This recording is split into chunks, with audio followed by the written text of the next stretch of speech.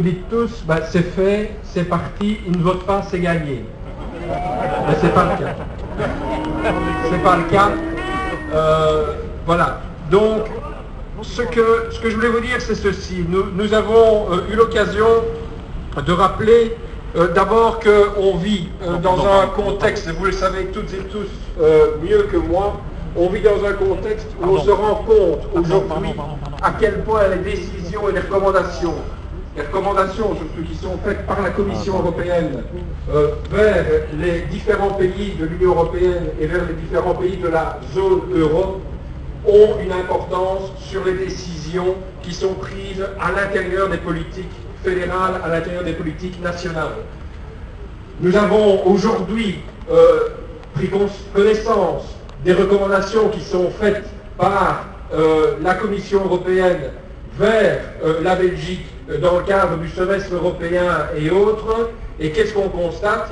C'est qu'on nous dit qu'il va falloir qu'il y ait un autre encadrement des salaires.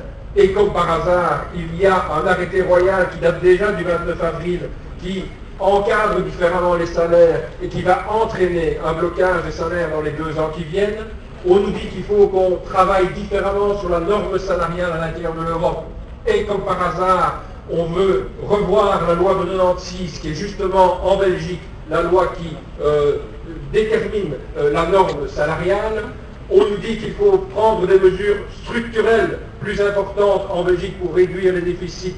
Et comme par hasard, revient sur la table une réforme des pensions, voire une réforme des allocations de chômage.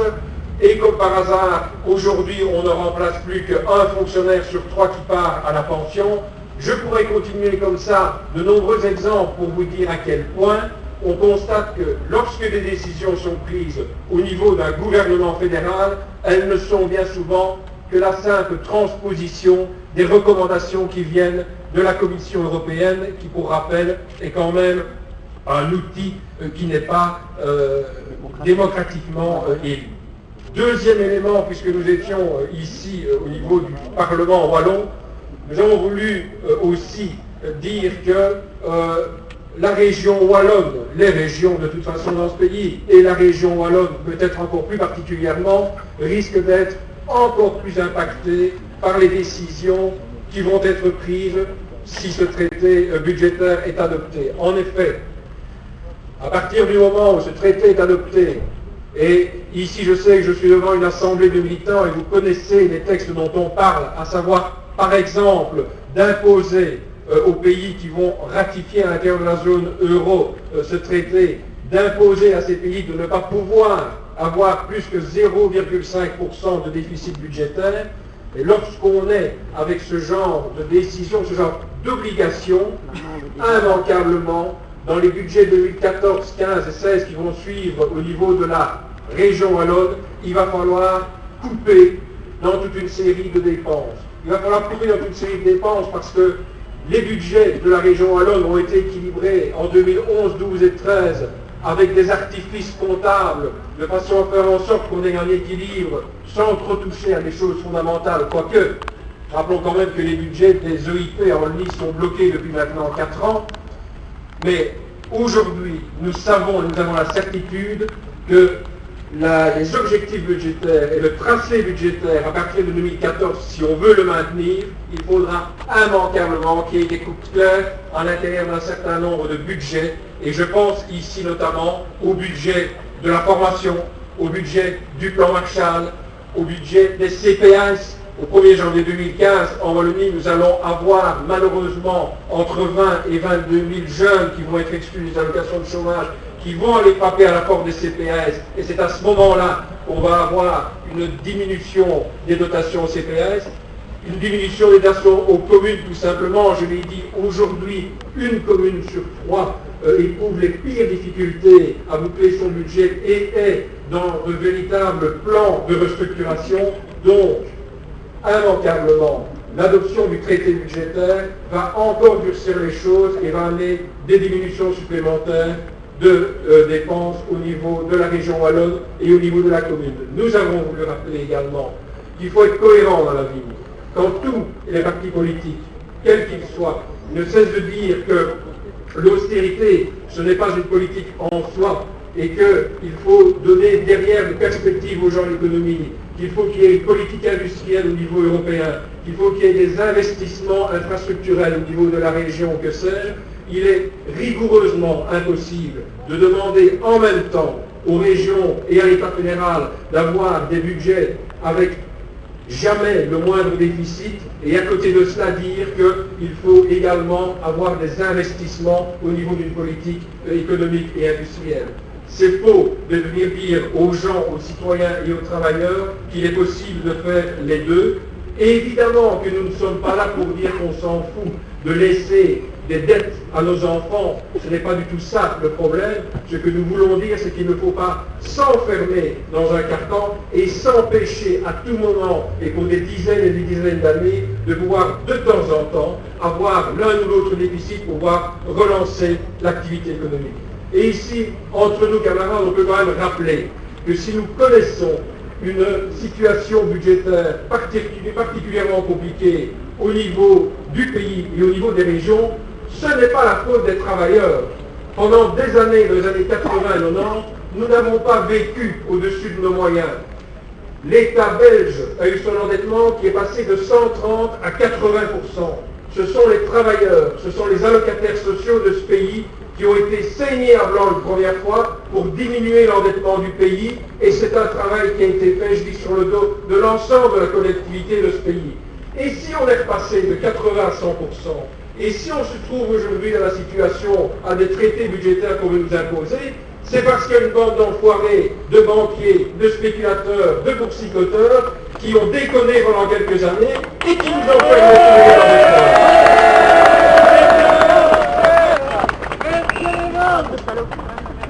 De plus en plus, et ça c'est quand même quelque chose qui est rassurant pour nous, de plus en plus d'économistes, et je ne vais pas être trop long parce que je vois qu'il commence vraiment à pleuvoir assez fort, mais la mobilisation d'aujourd'hui est vraiment importante, non seulement parce que assez rapidement nous avons pu rassembler une petite centaine ou 200 militants sur ce thème, parce que nous avons pu rapidement montrer qu'on peut dépasser un certain nombre de frontières, et c'est pour ça que je voulais que la délégation soit composée également d'un représentant ou d'une représentante de la CNE et d'un représentant de la FEP. Le combat vaut la peine de travailler là-dessus, je pense, de façon large, en front commun et avec les associations. D'autant plus que de plus en plus d'économistes aujourd'hui, et je vous assure que Paul de Gros n'est pas encore affilié à la IGTB, mais des économistes, même comme Paul de Gros, ne cessent de rappeler avec démonstration à l'appui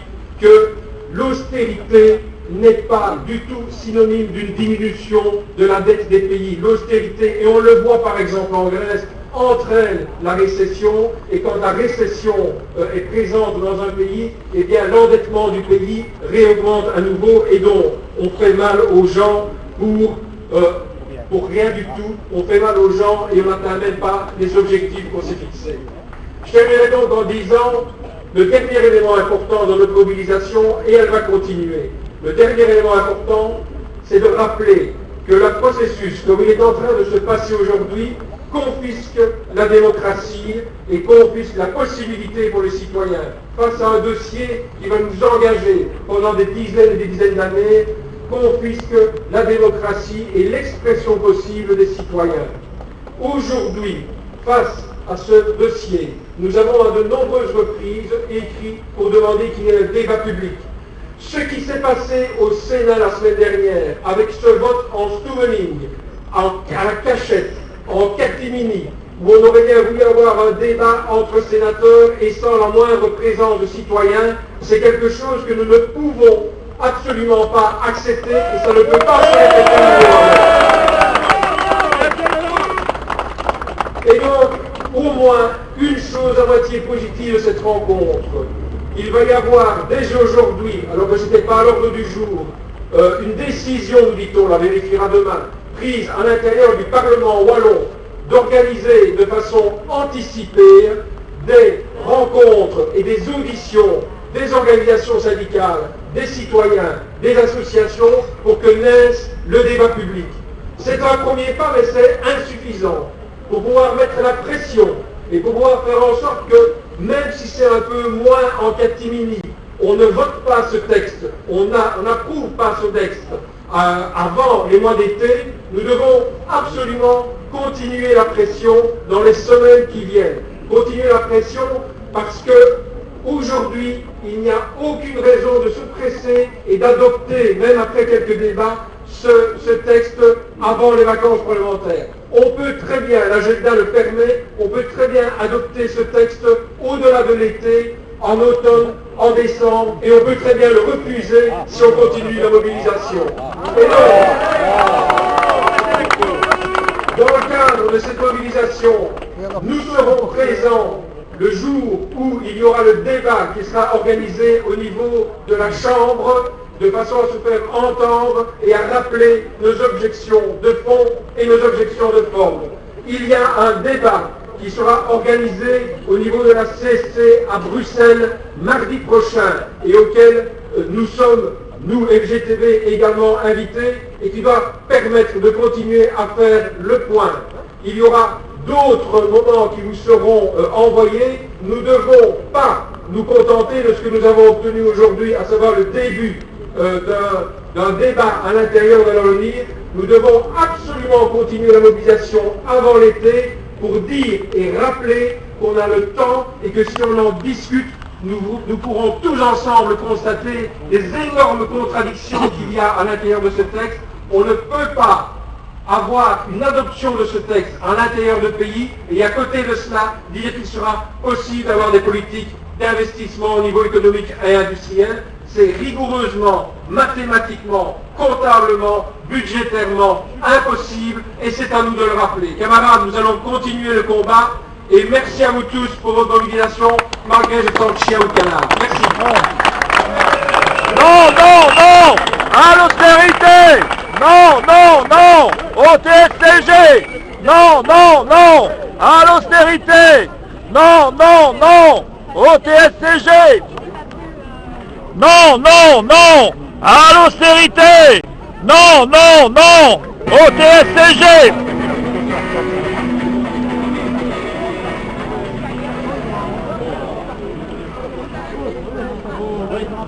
La parole, je peux parler.